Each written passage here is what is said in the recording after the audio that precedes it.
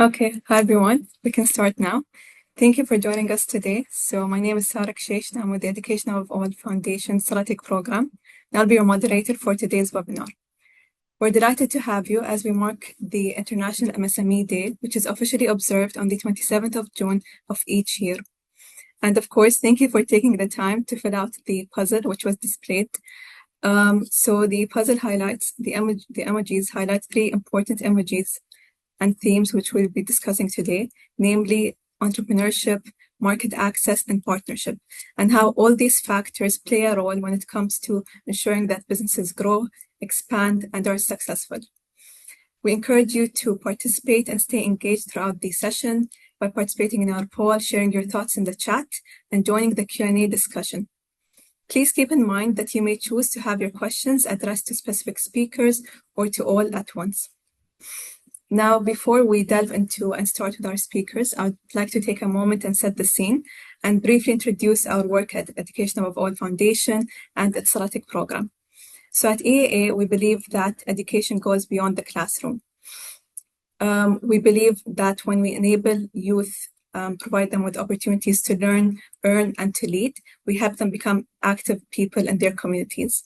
And at Silatech, we work to economically empower youth in order for them to become self-reliant and be active agents of change within their economies.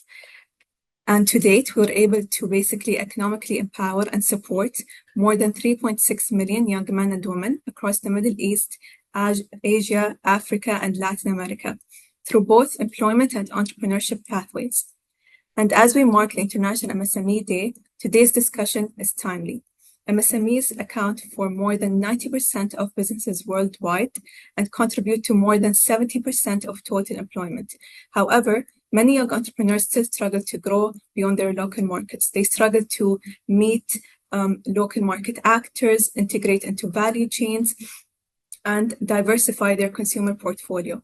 However, today's discussion will also show us how these barriers could become opportunities for growth. Today, we bring together different perspectives from the development to finance to policy, as well as a youth representative, to explore how market access can help youth-led enterprises grow and ultimately contribute to job creation and poverty reduction.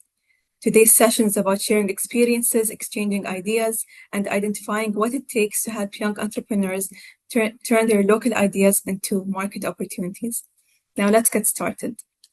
To kick off the discussion, we're happy to welcome Mr. Amit from BRAC. He's an Associate Director of Microfinance, where he manages one of the largest MSME portfolios in the region, supporting entrepreneurs in underserved communities to access finance, grow their business, and expand their opportunities. Thank you, Mr. Amit, for joining us today. So based on your experience with BRAC and with young entrepreneurs, what are the most common barriers that youth face when they try to reach new buyers and new markets? And can you share an example of a youth who was successfully able to expand beyond their local market? And I'm curious to hear from you what helped that growth. Thank you, Sarah. Good afternoon and a very warm welcome to everyone joining us today. I want to begin by expressing my sincere gratitude to EAA for bringing us together on this important occasion, World MSME Day.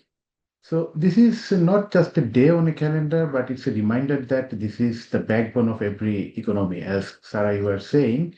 So this is particularly more important for Global South because building small and medium enterprises are increasingly important for the economy here and by the courage of young people who choose to build something from nothing.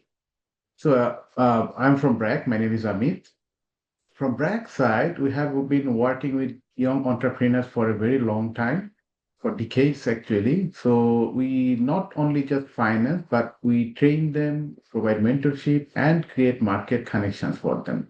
And today, I'm honored to share what we have seen, what has worked here, and what still needs to be done in this perspective. So if we can see the slides here, I will start with the number basically. So it's 1.2 billion. So that's how many young people will be entering into the global workforce over the next decade. The vast majority of them will be in the developing world, particularly in South Asia and Sub-Saharan Africa. the situation is not quite different in Bangladesh. In Bangladesh, as this is a very densely populated country, we'll have 46.3 million youth population who will be at the age of 15 to 29, one-fourth of the total population of the country. Here, you will see around 19% of the youth are not in any education, training, or any sort of employment. So they're not idle by choice. They're stuck between a system that has not yet created enough opportunity and the potential that is burning to be released. So they want to build themselves, but wanting to build and being able to build, these two are very different things that we have seen here. So to be precise on your question, Sara, as you're saying, what are the common barriers we have seen for the market access of the youth group? So if we can see the next slide, if we can go to the next slide. So here we can actually, the next one, yeah, thanks. So you can actually put all the barriers in three broad heads. So the first one, as you see, this is the confidence gap that we have seen among all the youth entrepreneurs here in Bangladesh. So this confidence is not from the motivational sense. This is from the business credibility sense. Young entrepreneurs, particularly those without any formal education or an established network, are simply not taken seriously by the stakeholders like the buyers, suppliers, or the financial institutions. If you look into the startups, about 20% of them just fall within the first year of their establishment. This failure is not only a failure of an entrepreneur, but it's a psychological damage is huge actually. High dropout rates in the first 3 years, but not about the lack of talent. They are just about lack of support during the most vulnerable phases. The second part that we have observed is the ecosystem gap. Entrepreneurs, they doesn't happen in a vacuum. It requires an environment. This environment consists of the regulatory clarity, yeah, some sort of technical assistance, some mentorship from the neighborhoods and from the expert of the side, and the trust from the key stakeholders. When a young entrepreneur in particularly in rural Bangladesh, you will see they try to formalize their business, but they encounter into bureaucratic barriers that even experienced business people sometimes find very daunting. When they seek mentorship, there is often nobody in their community who can actually help them, who have walked through the path before. The ecosystem that nurtures entrepreneurs in major cities is almost entirely absent in rural parts or semi-urban areas. So the ecosystem gap is something which most of the cases lag them behind. The third one, the value chain integration gap. I guess this is the most damaging one. We had a small survey here with a group of 20,000 participants. There we found 70% of youthless businesses struggle to scale up due to weak market linkages. Now, what does it mean in practice? Young entrepreneurs are stuck at the bottom of the value chain, as we all know, doing the hardest physical work, generating the least value, and receiving the smallest share of the final price. They lack information of the market prices. They have no logistical support to move their goods reliably, and they cannot brand their products, more importantly. So they cannot reach the buyers beyond their immediate neighborhood. So to enter a new market, what they need actually to build a trust. And to build a trust, they need a track record. And when they want to build a track record, they need to be already in the market. So this is, you can draw a circle with this. So, and breaking it actually requires a deliberate intervention. But this is not, I would not say this is the only barrier or problem that we have been facing. Despite of all these challenges, we have a lot of credible stories here. If we go to the next slide, what we are doing from BRAC, the next one, please. So here we are basically supporting in three aspects. Here we are providing capital support. We're trying to build up the capability of the youth through training, mentorship, and any sort of apprenticeship that's available, readily available here. We are also trying to build the confidence of the youth entrepreneurs by creating networks, we putting them into some strong market linkages. So this is how the effort has been already started to provide some sort of visible impact. The next one, next slide. Next slide, please. Yeah. So here's a successful story I want to share. With all these gloomy pictures, we have a lot of successful stories here in Bangladesh. If you look into the person sitting here, his name is Monjurul Islam. He grown up in the rural part of the country. So till 2020, he was around 22 at that time. He was a day laborer and was just a rickshaw puller at that point. And he has an ambition. He was looking for business ideas, but unfortunately, no one was there to help him.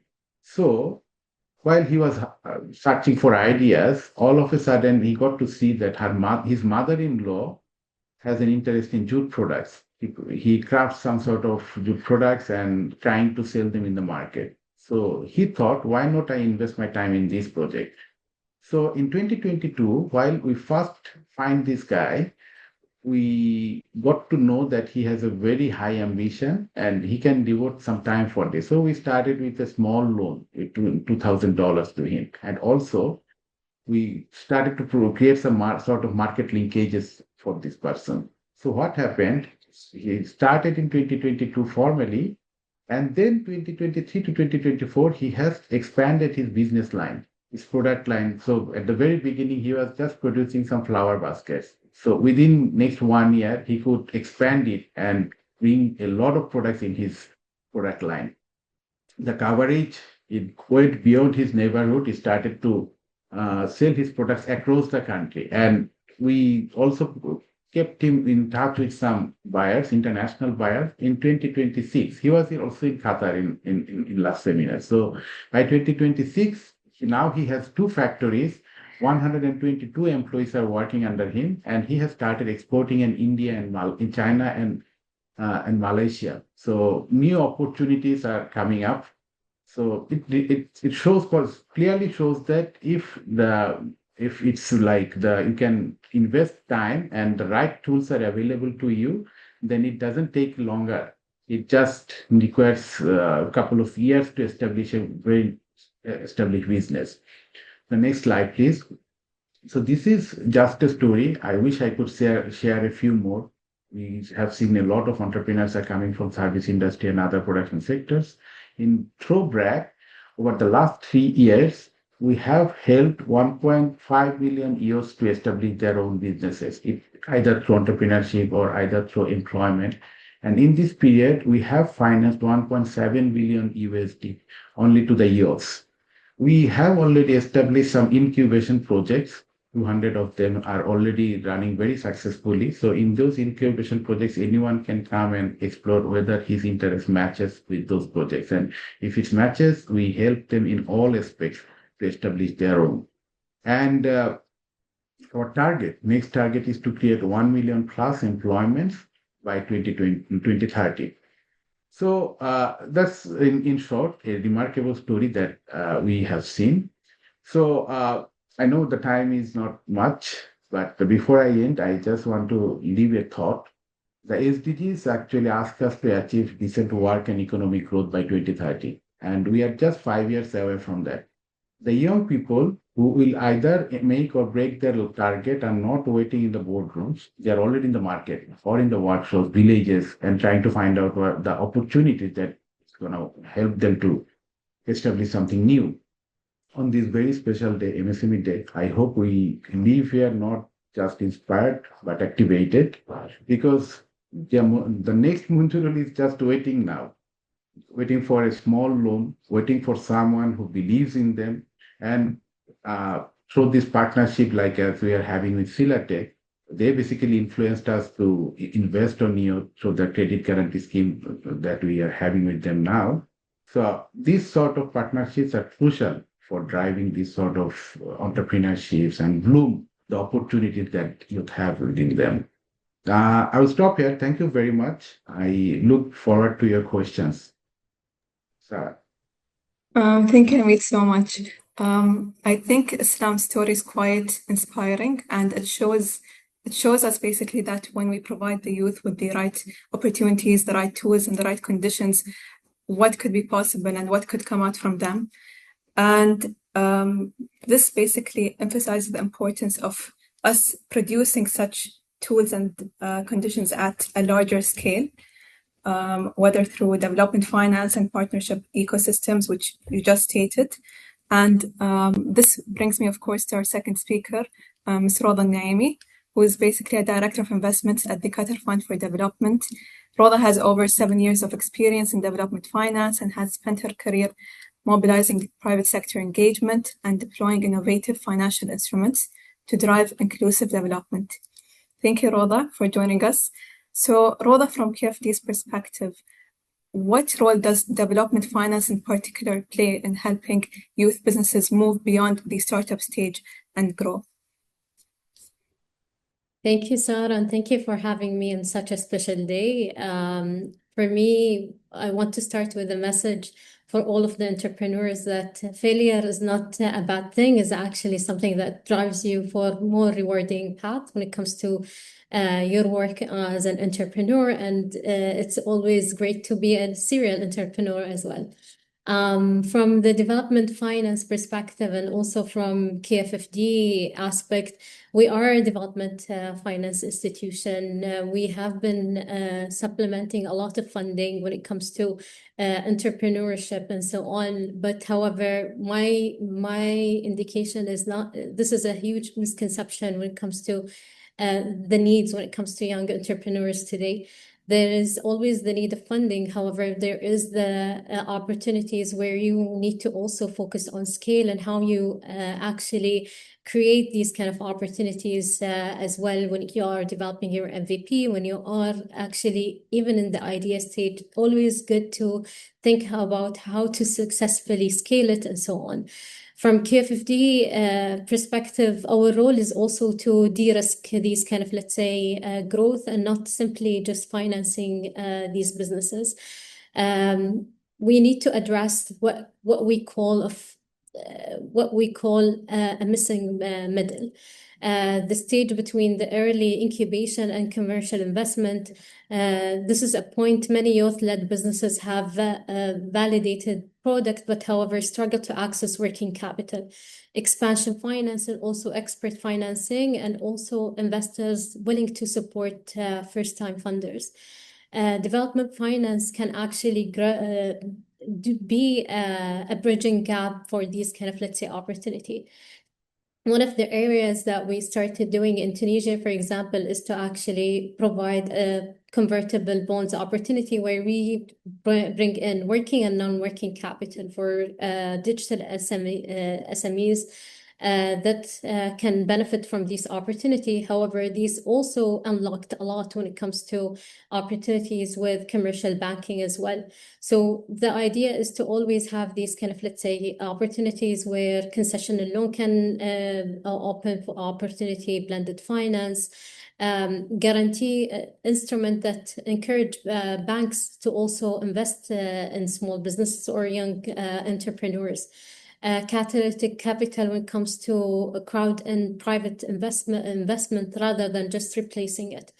What equally important for us is the performance-based opportunities. Young entrepreneurs have always need to think about what kind of, let's say, job creation they are bringing in, what could be the impact when it comes to the export growth, the digital adoption, because it is really important to see how can you become a cross-border as well opportunity as an entrepreneur and so on. What we found useful as well is the success aspect, or how you measure success, because at the end of the day, think about how important your role as a business owner and also future entrepreneur in creating these kind of, let's say, social economic opportunities around you, whether it's a creation of job, because at the end of the day, also the creation of these kind of opportunities will also help you prevail in your business, and also making sure that you have an ultimate goal, not just to focus on your financing, but you are creating a lot when you are opening these kind of, let's say, opportunities, and will not let you, for example, always dependent on donor perspective. One areas that we started working on is the revolving fund scheme, where we encourage others to be part of that kind of, let's say, aspect where they can give back as business entrepreneurs for others to benefit. And it was, let's say, grant aspect revolving fund. However, we encourage that the entrepreneurs, once they get a funding from the fund, they have to also bring back these kind of, let's say, contribution towards a cycle funding for other entrepreneurs themselves. Ultimately, as well, finance. The goal is not only to finance the startup forever, but also to help them become a commercially viable companies that can access private capital and also support other businesses like themselves. Procure also to help these kind of commercially viable opportunity, as I said, to move to cross-border opportunities. Thank you so much, Sara.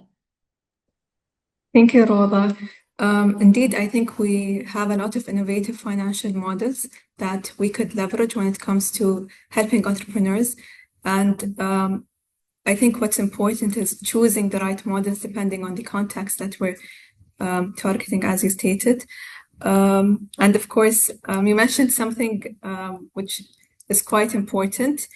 The whole point of us focusing on youth entrepreneurs and supporting them is because they have a huge role in the socioeconomic development of their communities. And it takes more than one person to make something successful. And the success of one ultimately leads to the success of others as well. And of course, finance is a piece of the puzzle. Rwodah, I also wanted to ask you what partnerships and ecosystem actors you believe are also important when it comes to helping youth-led businesses grow and accessing broader markets. Thank you, Sara. I think for me, I actually experienced it firsthand when it comes to the collaboration with the Ministry of Communication here in Doha, where they have the Digital Incubation Center and so on. It's about the ecosystem, where every partner can contribute to something different, either in mentorship and actually the role of the government itself within that kind of, let's say, program. There is 100% enablement factor for young entrepreneurs. There is also the role of universities and research when it comes to institution generation of innovation, talent, and also commercialization of the opportunities. You have a lot of, let's say, opportunity within the university sectors that could actually provide R&D for future entrepreneurs and so on. And you can find these opportunities really, let's say, free of charge for entrepreneurs. And these kind of, let's say, opportunities, it's a win-win situation for universities and incubation centers and so on. I think also mentorship is something that I learned that it goes a long way when it comes to the opportunities that we were developing with the young entrepreneurs. And it's not an ending process. The entrepreneurship, it needs mentorship either from even when they are successful and these kind of things. There is a lot of collaborations goes beyond the mentorship itself, from the mentor itself, from the community they build around these kind of, let's say, mentorship as well. And the private companies are also equally important. When a young entrepreneur comes, when it comes to the supply chain partners and so on, we encourage them actually to define these opportunities where they can merge or they can be part of a certain, let's say, bigger scale companies, because also this helps them as a young entrepreneur to actually get opportunities within procurement and so on. And this is really important because there is a huge struggle when it comes to identifying an entrepreneur when it comes to procurement, when they don't have mega projects and so on. So we do a lot of encouragement of how important the ecosystem and in the chain effect of knowing private sector that has similar services, where you bring in innovation on the table and so on, and to collaborate together. I think the other part would be International Development Institution offers a lot of opportunity when it comes to ecosystem, and also exposure as well is really important. And also the standardization when it comes to commercial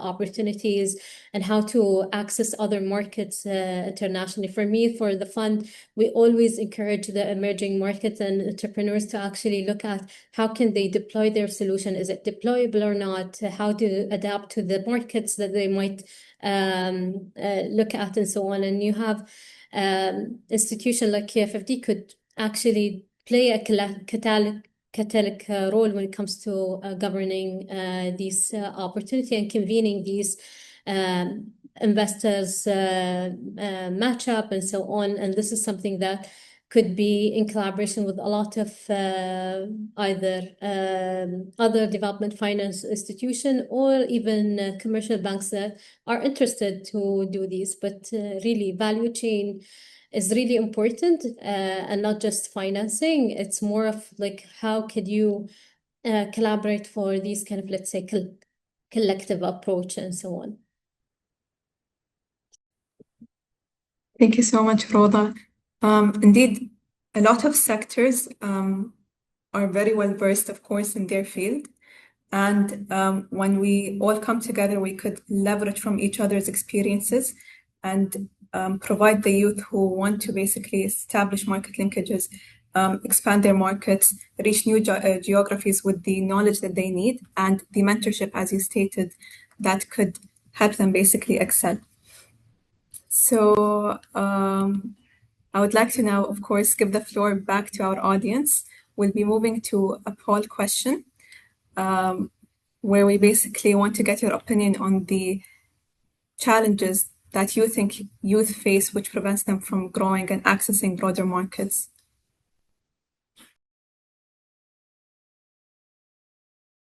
Of course, there is no right or wrong answer when it comes to this. So youth could face all of these issues at the same time, or they could face a few of them. What this goes to show is basically that contexts differ and youth experiences are different from one to the other. And that's precisely why a tailored systems approach is important than having a one-size-fits-all solution. And this was something that was heavily emphasized by the ILO in their value chain for decent development framework. And this brings me to my next speaker, Ms. Marie, who's currently serving as the manager of the joint work program between Qatar and the ILO, and has spent her career working across labor markets, employment, workers' rights, and inclusive economic development at both the regional and international levels. Marie, thank you so much for joining us. So the ILO's work on value chain development for decent work highlights the importance of linking enterprise growth with employment outcomes. But from your perspective, what policies and support systems are needed to basically help youth-led businesses grow and access broader market opportunities? Oh, thanks, Sarah. Let me thank you for inviting the ILO to mark International MSME Day. It's an honor to share the stage or the webinar with the experts, all bringing crucial and complementary perspectives on how we can support youth-led entrepreneurship. You asked about ILO's work on value chain development for decent work, and I thought it might be more appropriate to first unpack the concept of value chain development, because the distinction is critical, because the term value chain is frequently conflated with supply chains or reduced to how one firm can improve its access to value chains, without necessarily looking at how these chains can create social impact, including decent work.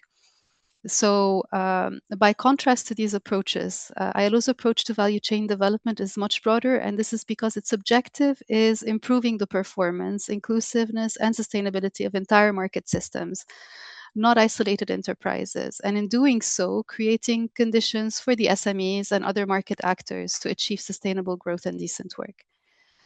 Another important feature of the value chain development is that its execution requires collaboration with all development partners. So it's not just the ILO, but all development partners. And it has to be anchored in the national development strategy. So receiving the support of the governments and all the national stakeholders. In terms of the steps making up a value chain analysis, there are many, but I think we should at least highlight 3 core steps that are core to the value chain analysis. The first one would be to select the priority sectors, aiming for sectors that have potential for growth, and also, and more importantly, so a potential for job creation, but more specifically for the more vulnerable categories of workers, which include youth as well. Once the sectors are selected, they go through a detailed diagnostic to understand how the value chain is structured. So they map all the actors in the supply chain, from designers, producers, and going all the way until after sale and disposal of the products. They identify the obstacles, they map the flow of goods, finance, decision-making centers, where the power is concentrated, etc. And all the support ecosystem that's been mentioned today, which includes the business services, institutions, policies, and regulations, and the finance opportunities. Accordingly, the opportunities for upgrading are identified, and upgrading refers to the improvements in relation to either the process. So, for example, introducing technologies to improve efficiency. It could be in relation to the product itself, or it could be in relation to moving to higher value functions, or it could be in relation to entering new markets. Those could be in value chain related sectors, or it could be across borders, like Rwodah was mentioning earlier. So value chain development looks at the market dynamics overall and the relationships between the actors, with the objective of strengthening the whole system, and within that, removing the barriers that usually isolate the youth entrepreneurs. So take an example of a young entrepreneur producing recycled plastic products. Instead of just selling them to a few stores or smaller markets, then you'll become a supplier to either the municipality, because the municipalities are on board of the process. They could sell it to hotels. They could sell it to a much broader market. So more systematic and more efficient and more inclusive are 3 words that summarize it. Thank you so much, Mary. In terms of inclusivity, I would also want to ask, basically, how can value chain help ensure that youth-led businesses do eventually create meaningful and sustainable employment opportunities for others as well? So earlier we talked about the integration of youth-led SMEs into value chains and how they can create jobs, but it also supports quality jobs, so decent work opportunities. And the value chain integration contributes to this in at least 4 ways. First, it creates more stable demand and income streams, which is what we talked about earlier. Usually the youth-led entrepreneurs, they operate informally, they depend on smaller markets. There, they can operate as suppliers, service providers, distributors, providing predictable commercial relationships, which means they can create new jobs, which means they can invest, or they can also support other and smaller SMEs within that ecosystem. Second, the participation in value chains, it requires enterprises to meet standards. You talked about policies. These standards could be related to quality, it could be related to the quality of the products, it could be related to the traceability of these products in relation to environmental concerns, or to whether there's forced labor in the production of the product or not, and then business performance. And in doing so, they invest in skills, they invest in technology, innovation, and management. One of the programs that the ILO has developed years or decades ago, and that is still operational until today, and that operates at that stage, is ILO's SCORE program. And SCORE stands for Sustaining Competitive and Responsible Enterprises. SCORE helps SMEs improve their productivity, but at the same time, it supports them in improving the working conditions by establishing workplace cooperation initiatives, meaning labor management committees, which really improve the grievance structures in those companies, better human resource management and tracking of these HR practices. And most SMEs do not have HR processes to begin with, because they cannot invest in these things. Occupational safety and health procedures, and also resource efficiency. Linked to that is the point, an important point, which relates to formalization.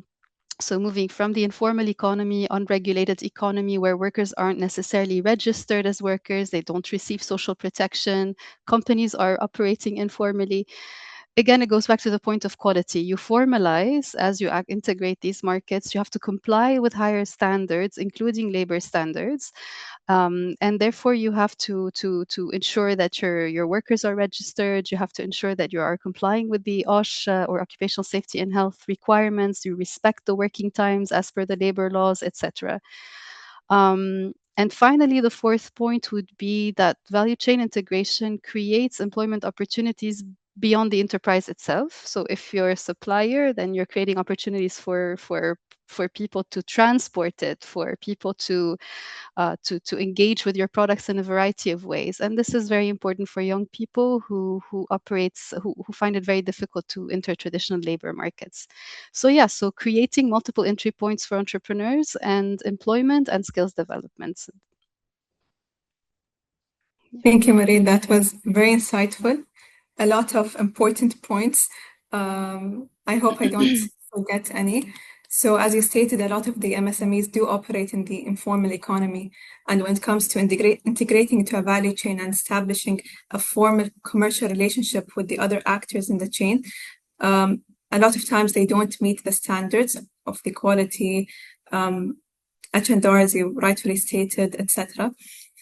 However, at the same time, value chain can basically, through, of course, partnerships and the involvement of other stakeholders, could help us ensure that MSMEs are well equipped and well prepared to integrate into such chains and eventually, of course, employ others and improve the overall chain as it operates. So thank you for that. So moving on to last but not the least, Khalid Al-Kawari, who is an investment analyst at the Qatar Investment Authority, an entrepreneur, and EAA's very own youth advocate. So Khalid is very passionate about youth development, employment, and investments. And we are very happy to have you today, Khalid. So earlier we heard from a lot of our speakers where they touched on the barriers that youth face. And Khalid, as an entrepreneur and youth advocate yourself, from your experience, what do you think the main challenges that youth face are when they try to start their business and grow them? Over to you, Khalid. Thank you, Sara. I mean, first of all, thank you for inviting me on such an important day, MSME Day, and also inviting me to a very experienced panel, such a high benchmark to follow. Great words of wisdom from Amit, Rwodah, and Marie, talking about value chain integration, success stories like Islam, and also governmental perspective from Rwodah. So, as an education above all youth advocate and an investment analyst at the Qatar Investment Authority, I see youth entrepreneurship from both a socio-impact and commercial perspective. So, when young people, we all know, have strong ideas and energy and willing to take risks. But the challenge is actually converting that potential into businesses that are commercially sustainable and able to create jobs. The first challenge, I believe, is product market fit and unit economics. So a good idea is not automatically a viable business. Let's all understand that. Because we need to identify a real customer problem, test willingness to pay, and ensure that customers will actually create value after accounting for costs such as rent, salaries, inventory, delivery, marketing. And that's how I experience it in my business. Revenue growth without healthy gross margins or cash flows is not a sustainable business. The second challenge, I believe, is access to the right type of financing or capital. Young entrepreneurs often lack collateral, a credit history, operating track record, and more importantly, they fail because of working capital pressure. They may need to pay suppliers and employees upfront while waiting for customers to pay later. So founders need more than just grants. They need access to equipment finance, working capital facilities, invoice financing, and patient capital that matches the right stage of the business they're working on. Thirdly, I believe, is market access and networks. Also part of the poll that you guys answered, and I didn't see a lot of people actually put market access and networks, because a founder may be able to sell locally or through social media, but scaling requires connections to corporate buyers, distributors, and procurement programs, digital platforms, and supply chains, just as Marie talked about. One reliable commercial contract can be more impactful than a one-time grant because it gives revenue credibility, and a track record. This is particularly relevant in parts of the Global South, where young entrepreneurs can face additional barriers, just like Amit said, such as informality, fragmented markets, limited financial infrastructure, and less access to international networks. But the core challenge is global. Young founders everywhere need a clearer route from a local idea to a scalable business. Finally, they need practical capability and mentorship from financial management, pricing, operations, negotiation, compliance, hiring, resilience. So not anyone can afford consultants. Young people do not lack ambition. They need access to capital, customers, skills, and trusted networks. So when I saw the poll that you guys put in, what is the most important thing? I think it should be select all. And no one can have a successful business without all of that, or all of the things we have listed available. So again, we have to turn ambition into a sustainable enterprise, and I think that's how we can do it. Thank you, Khalid. So basically, from your response, which recommendations would you give to the public and private sector to better support young entrepreneurs? My main recommendation, since we have both private and public sector in this call, youth entrepreneurship should be designed as a full growth pathway rather than isolated training sessions and competitions or one-off grants. For the public sector, I think the first priority is reducing friction. Business registration, licensing, tax requirements, access to support should be clear, first of all, because it's very technical for a young entrepreneur to see all of that. Other than being clear, it should be affordable and digital where possible. Young founders should spend their time building customers and improving their product, not navigating through administrative complexity or government websites and trying to understand how to register a company. Second, governments should use procurement and market access more deliberately. So young businesses do not only need finance, they need demand. Public institutions can create SME supplier programs, simplify appropriate tender requirements, divide suitable contracts into smaller packages, help businesses meet quality and compliance standards, just like Marie said. First, institutional contract gives a young business revenue, credibility, and proof that it can deliver. Third, financing needs to match how the business actually grows. Seed grants can help validate an idea, but once a business has sales, it may need working capital and equipment finance, credit guarantees, or invoice financing. It's not only, okay, I'll give you $1 million, you work with it. Financial institutions should increasingly assess young businesses based on cash flow, transaction data, customer contracts, not only physical collateral. I mean, my work in the Qatar Investment Authority, we invest in a lot of venture capital as well. So we see that you're investing into the person, not the business, because that person is going to grow the enterprise. For the private sector, companies should see youth-led businesses as potential suppliers, partners, and sources of innovation. They can offer pilot projects, supplier development programs, mentorship, distribution support, introductions to buyers. And across the Global South, and I think these actions can be especially transformative because they help entrepreneurs move from informal, small-scale activity into more productive and formal businesses, just like we saw with Islam from BRAC's perspective. We need to see more of Islams in this world. Finally, we should measure success properly, not only how many people were trained or how many businesses were registered, but whether the business is still surviving today, growing revenue, and accessing new markets. So let's not just say we have helped 3.6 million people. Let's say how many of these people are actually still surviving and the revenue is actually growing. So the goal is simple: give young people not just encouragement, but real access to capital, customers, capability, and opportunity. Thank you so much. Thank you, Khalid. We of course need more of Islam and more of you as well in the market. So of course, when it comes to measuring success, this was something that Rwodah also brought up. When we help youth entrepreneurs, I think it's quite important that we measure the impact as a whole and not just the immediate impact that takes place. To what extent did they grow? To what extent were they able to employ more youth? Did they reach newer customers, newer geographies, newer locations, introduction of newer products, etc.? So thank you so much for your insights. Thank you to all of our respective speakers. Now we're going to move to a Q&A with the audience. So please share your questions with our speakers and we'll address as many as we can.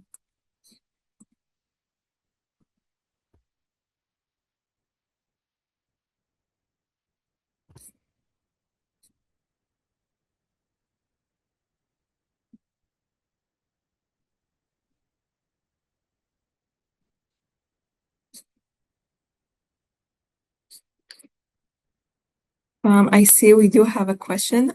Khalid, if you don't mind, I think this question suits you best.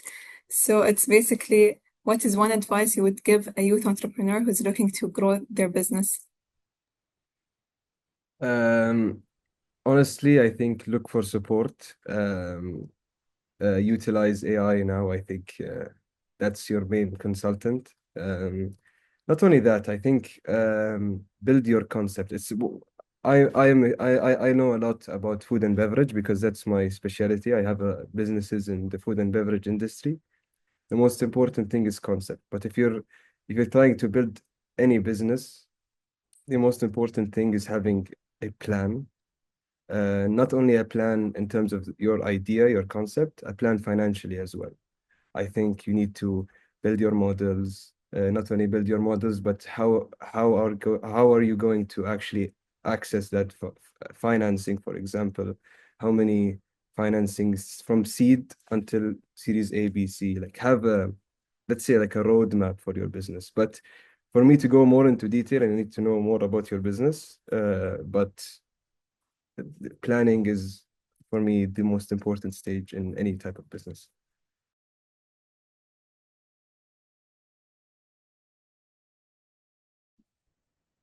Thank you so much, Khalid. We have another question. So basically, which is addressed to all of our panelists. So how can they better support youth with some of the challenges that Khalid highlighted? So in terms of technology, skills, the linkages even with the actors. I'm not sure who from our panelists would like to take on the question.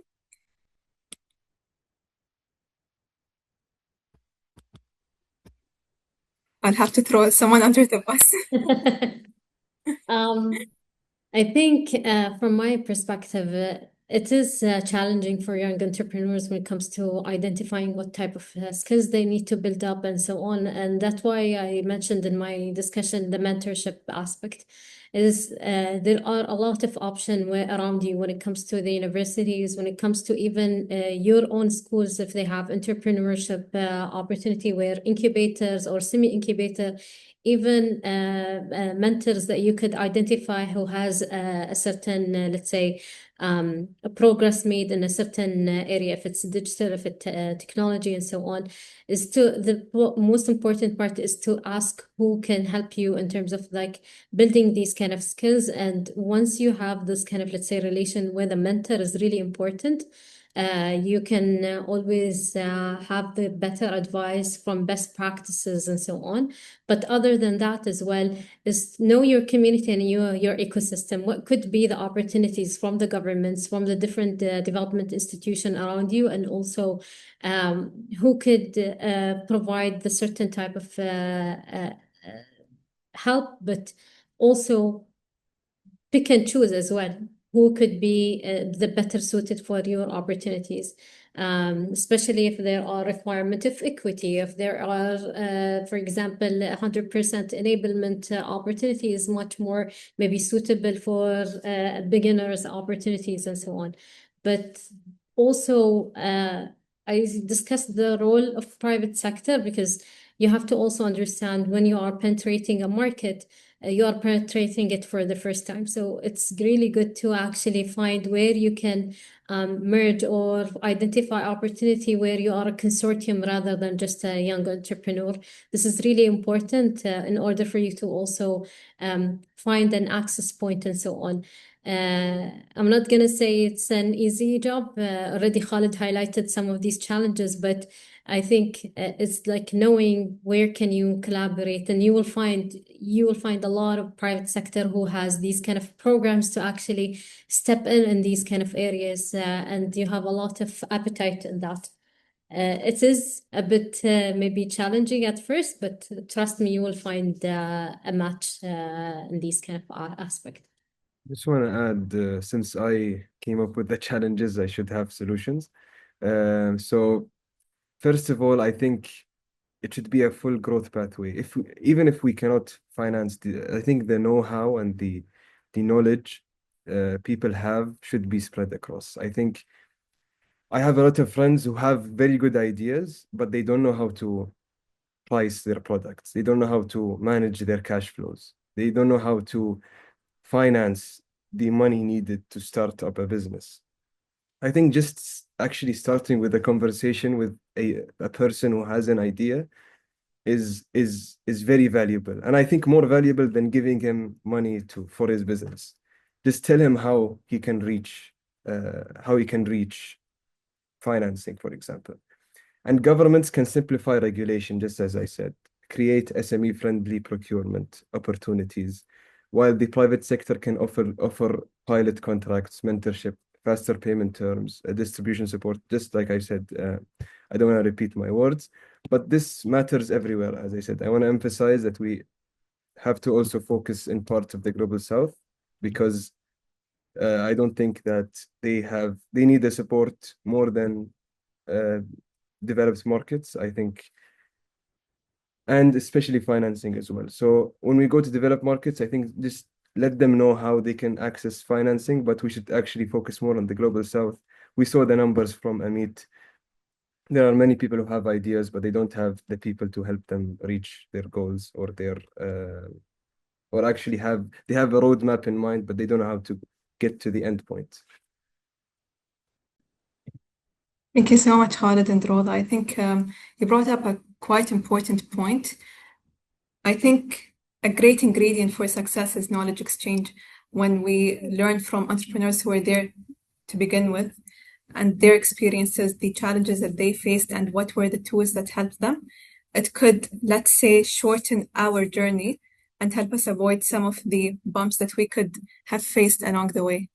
So thank you so much for your responses. I'm going to just take one last question from our audience since we're running out of time.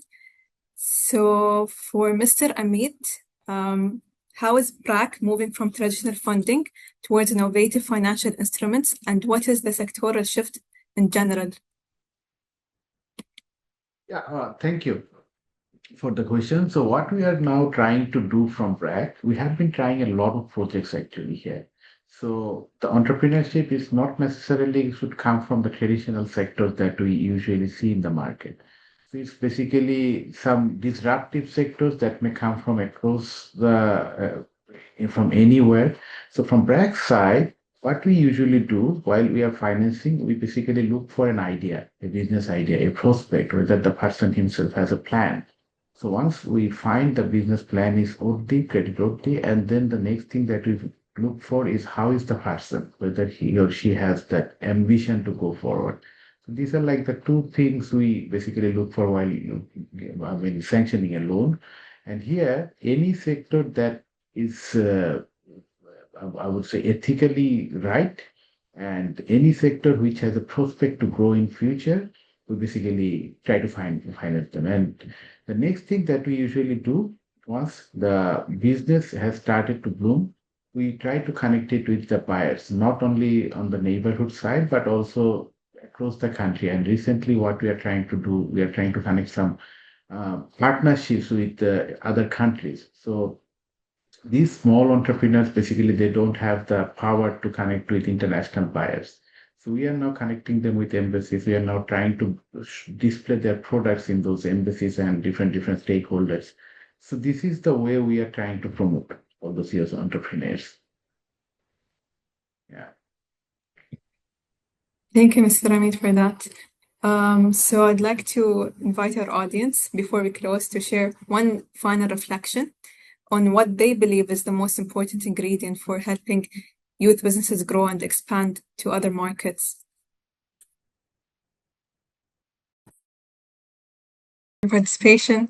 So of course we have basically multiple ingredients and multiple elements which could help, whether it's access to finance, mentorship, technology, partnerships, etc. And they all play a vital role in helping businesses move beyond the local ideas and accessing even global markets. And that brings us to the end of today's discussion. So I'd like to take the time to basically thank our speakers, Khalid, for being the voice of youth today and sharing your journey and reminding us of what youth entrepreneurship looks like and how we could make things work for youth. Thank you to our experts in the panel, Mr. Amit, Rwodah, Mary, for your insights and expertise that you brought to the discussion. And thank you everyone, especially our audience, for participating so actively and being engaged. We hope you leave with something useful, whether it's a new perspective, a new idea, or basically a reminder of why our work is important and why today's discussion is really important. Of course, as we mark International MSME Day, let us continue working together and ensuring that youth entrepreneurs have the tools, networks, and the platforms that they need to succeed. Please, of course, follow our social media channels to stay connected and learn about our future engagements. On behalf of AAA, thank you, and we look forward to having you in our future webinars. Thank you so much, everyone. Have a lovely day and take care.